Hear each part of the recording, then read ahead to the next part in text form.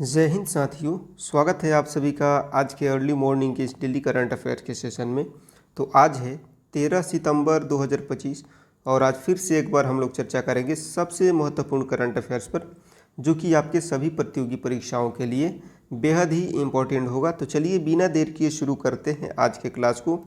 तो जैसा कि आज का पहला प्रश्न है कि किस राज्य की विधानसभा ने विधि विरुद्ध धर्म संपरिवर्तन प्रतिषेध विधेयक 2025 पारित किया है। किस राज्य की विधानसभा ने विधि विरुद्ध धर्म संपरिवर्तन प्रतिषेध विधेयक 2025 यानी कि धर्मांतरण विरोधी बिल जो है पारित किया है? तो इसको आपको याद रखना है, राजस्थान। किसने? राजस्थान। यह बिल जो है जबरन, धोखे, लालच या विवाह के बहाने होने वाले धर्म परिवर्तन को अपराध मान करके रोक लगाता है। विधानसभा में 22 वोट से जो है बिल पारित हुआ। इसके बाद जो है राज्यपाल की मंजूरी जो तथा ज़रूरत पड़ने पर राष्ट्रपति की स्वीकृति की प्रक्रिया होती है। धोखे से परिवर्तन पर 7 से 14 साल जेल व जुर्माना, नाबालिग महिला, SC/ST या दिव्यांग के मामले में 10 से 20 साल, सामूहिक परिवर्तन पर 20 साल से आजीवन कारावास तक जो है प्रावधान है। स्वैच्छिक धर्म परिवर्तन के लिए पहले से जिला मजिस्ट्रेट को सूचना देना अनिवार्य किया गया है। बिल गृह राज्य मंत्री जवाहर सिंह बेढ़म ने सदन में रखा और इसके उद्देश्य समझाए। राजस्थान में जो है 2006 और 2008 में भी ऐसे बिल पास हुए थे, पर वे कानून रूप नहीं ले पाए थे। उत्तर प्रदेश, उत्तराखंड, कर्नाटक, हरियाणा और हिमाचल प्रदेश जैसे राज्यों में पहले से ऐसे कानून लागू हैं। सरकार का तर्क है कि अनुच्छेद 25 धार्मिक स्वतंत्रता देता है, पर धोखे, बल या लालच से धर्म परिवर्तन मान्य नहीं है। इसलिए सामाजिक सद्भाव के लिए कड़े प्रावधान जो है ज़रूरी है।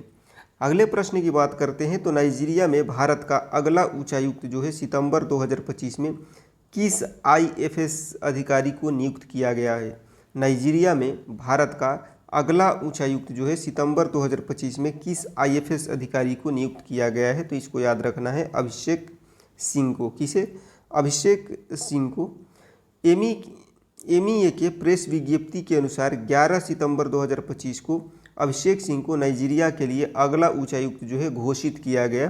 प्रोफाइल की बात करें तो वे 2003 बैच के IFS अधिकारी है और नियुक्ति के समय विदेश मंत्रालय में संयुक्त सचिव के रूप में कार्यरत थे। नियुक्ति की आधिकारिक घोषणा MEA करता है और विज्ञप्ति में शीघ्र कार्यभार संभालेंगे का उल्लेख होता है। पद का अर्थ की बात करें तो कॉमनवेल्थ देशों के बीच शीर्ष राजनयिक को हाई कमिश्नर कहा जाता है, जो राजदूत के समकक्ष होता है। 2022-24 में G बालासुब्रमण्यम जो है नाइजीरिया में उच्चायुक्त थे और बाद में उन्हें मालदीव के लिए उच्चायुक्त नियुक्त किया गया। नाइजीरिया अफ्रीका की सबसे बड़ी अर्थव्यवस्थाओं में है और ऊर्जा व्यापार में भारत का प्रमुख साझेदार है। भारतीय उच्चायोग अबुजा की सूची में जो है 1960 से अब तक के सभी उच्चायुक्त दर्ज है, जिससे नियुक्तियों की निरंतरता दिखती है। अगला प्रश्न है कि किस राज्य के राज्यपाल को सितंबर 2025 में महाराष्ट्र के राज्यपाल का अतिरिक्त भार जो है सौंपा गया? किस राज्य के राज्यपाल को सितंबर 2025 में महाराष्ट्र के राज्यपाल का अतिरिक्त प्रभार जो है सौंपा गया? तो इसको याद रखना है, गुजरात के। कहाँ के? गुजरात के। महाराष्ट्र के राज्यपाल CP राधाकृष्णन जो है उपराष्ट्रपति चुने जाने के बाद पद छोड़ चुके, इसलिए प्रभार खाली हुआ। राष्ट्रपति भवन की प्रेस विज्ञप्ति के अनुसार गुजरात के राज्यपाल आचार्य देवव्रत को महाराष्ट्र का अतिरिक्त प्रभार दिया गया। जब किसी राज्य में राज्यपाल का पद रिक्त होता है, तब राष्ट्रपति अस्थायी तौर पर जो है किसी अन्य राज्यपाल को अतिरिक्त प्रभार देते हैं। यह व्यवस्था तब तक रहती है जब तक नए पूर्णकालिक राज्यपाल की औपचारिक नियुक्ति नहीं हो जाती। यह जानकारी जो है राष्ट्रपति सचिवालय, राष्ट्रपति भवन आधिकारिक प्रेस विज्ञप्ति से जो है जारी हुई है। राधाकृष्णन के उपराष्ट्रपति बनने के तुरंत बाद जो है 11 सितंबर 2025 को यह प्रभार सौंपा गया। आचार्य देवव्रत 2019 से गुजरात के राज्यपाल हैं और इससे पहले हिमाचल प्रदेश के राज्यपाल जो है रह चुके हैं। अगला प्रश्न है कि भारत ने सितंबर 2025 तक अंतरिक्ष अन्वेषण में कितने विश्व रिकॉर्ड जो है बनाए हैं? भारत ने सितंबर 2025 तक अंतरिक्ष अन्वेषण में कितने विश्व रिकॉर्ड बनाए हैं? तो इसको याद रखना है 9। कितने? 9, यानी कि 9। यह संख्या जो है इसरो चेयरमैन वी नारायणन ने सार्वजनिक कार्यक्रम में बताई और बताया कि आगे 8 से 10 नए रिकॉर्ड जोड़ने का लक्ष्य है।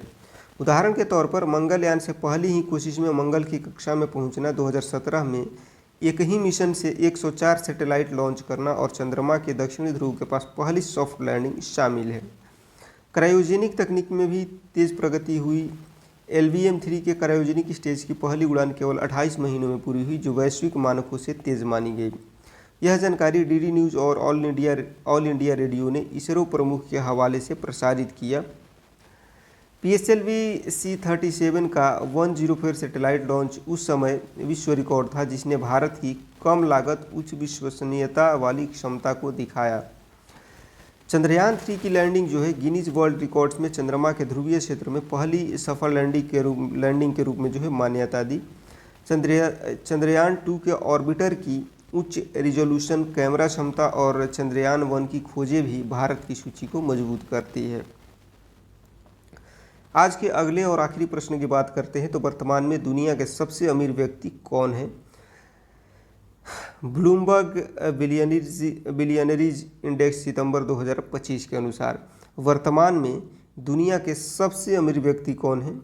ब्लूमबर्ग बिलियनरीज इंडेक्स सितंबर 2025 के अनुसार, तो इसको याद रखना है एलन मस्क। कौन? Elon Musk.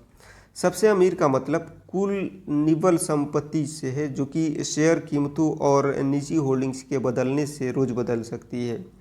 ब्लूमबर्ग बिलियनरीज इंडेक्स से रोजाना न्यूयॉर्क मार्केट बंद होने के बाद नेट वर्थ अपडेट करता है। इस कारण रैंकिंग दिन प्रतिदिन बदल सकती है।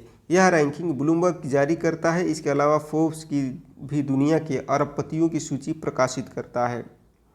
सितंबर 2025 में एलन मस्क ने फिर से नंबर 1 पर हैं।